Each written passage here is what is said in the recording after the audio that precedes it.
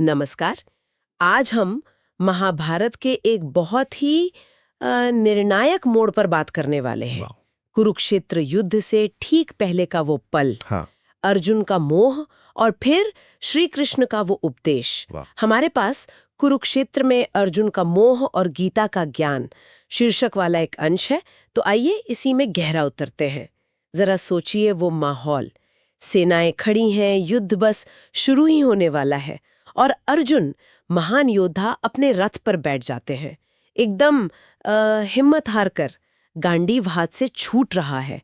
क्यों? क्योंकि सामने अपने ही लोग हैं, भीष्म पितामह, गुरु द्रोण। भाई मतलब वो कहते हैं इन पर बाण कैसे चलाऊं, ये कैसा युद्ध है।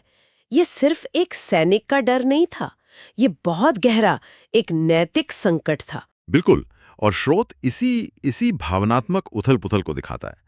और यहीं पर श्री कृष्ण का रोल बदलता है। वो सिर्फ सारथी नहीं रहते, वो एक गाइड, एक गुरु बन जाते हैं। स्रोत बताता है कि कृष्ण अर्जुन के दुख को मतलब सीधे-सीधे संबोधित नहीं करते हैं, बल्कि वो पूरा नजरिया ही बदल देते हैं। कहते हैं कि ये लड़ाई तुम्हारी या उनकी नहीं है, ये धर्म और अधर्म के बीच का संघर्ष है।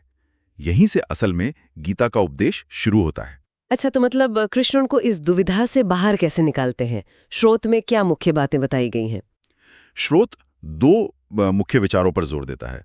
पहला तो सबसे प्रसिद्ध है, कर्मण्येवाधिकारस्ते मा फलेषु कदाचन, यानी तुम कर्म करो, तुम्हारा अधिकार कर्म पर है, फल पर नहीं। हाँ, ये तो बहुत सुना है। अपना काम करो, नतीजे की चिंता मत करो। जे अपने कर्तव्य पर ध्यान दो। और दूसरा आत्मा की अमरता का ज्ञान।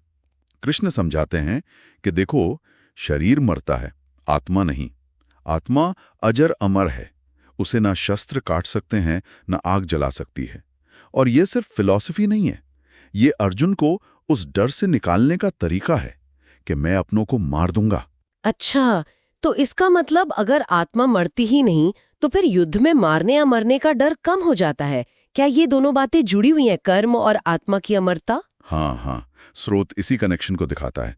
जब ये समझ आता है कि आत्मा शाश्वत है, तो फिर मृत्यु सिर्फ शरीर का अंत लगती है। इससे वो जो भावनात्मक बोझ है अर्जुन पर, वो कुछ हल्का होता है। और तब वो अपने धर्म पर, मतलब जो उनका कर्तव्य है, उस क्षण उस पर फोकस कर पाते हैं। धर्म यानी क्षत्रिय धर्म? हाँ, एक क्षत्रिय के तौर पर उनकी जो जिम्मेदारी है, युद्ध करना, अन्याय के खिलाफ खड़ा होना। स्रोत ये बताता है कि कृष्ण उनको उनका स्वधर्म याद दिलाते हैं। और ये जो बातें हैं, ये सिर्फ उस युद्ध के मैदान के लिए तो नहीं थी, है ना? इनका असर तो आज भी लगता है। निश्चित रूप से, बिल्कुल। स्रोत भी इसी प्रासंगिकता की ओर इशारा करता है। आज भी तो जीवन में ऐसे मोड़ आते हैं जब समझ नहीं आता क्या करें, जब कर्तव्य और भावनाएं आमने सामने होती हैं, सही गलत चुनना मुश्किल लगता है। हाँ, होता है। तो गीता का ये हिस्सा हमें सिखाता है कि ऐसे में अपने मूल्यों को, अपनी जिम्मेदारियों को समझो और भावनाओं के उफान के बावजूद जो सही है, जो आपका कर्तव्य है, वो करो।